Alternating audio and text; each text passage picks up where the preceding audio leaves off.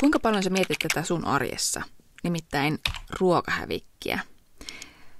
Sen lisäksi, että mä yritän optimoida ruoanlaittoa ja vähentää siten sitä niin kuin ruoan hävikkiä kotona, niin mä oon kiinnittänyt viime aikoina huomiota ruokakauppojen kaikkiin hävikkituotteisiin ja näihin hukka-aleihin ja muihin.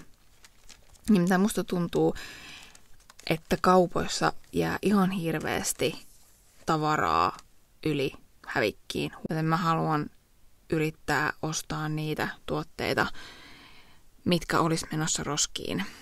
Koska ainakin itse huomaa, että sitten kun ostan noita ruokatuotteita kotiin ja niissä on esimerkiksi päiväys, niin yllättävän kauan monet tuotteet pysyy hyvinä, jos vähän niin kuin maistelee ja tunnustelee, että voiko niitä vielä käyttää.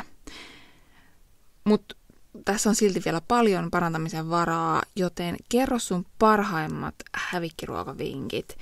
Miten sä saat vähennettyä hävikin määrää sun arjessa?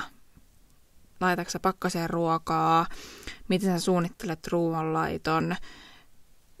Mitä vinkkejä sulla on? Koska tässä on mun mielestä paljon parantamisen varaa ja mä tiedän, että kaupoissakin menee hirveästi hävikkiruokaa.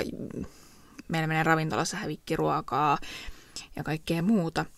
Niin tässä mä haluan parantaa, niin pistetään vinkit jakoon.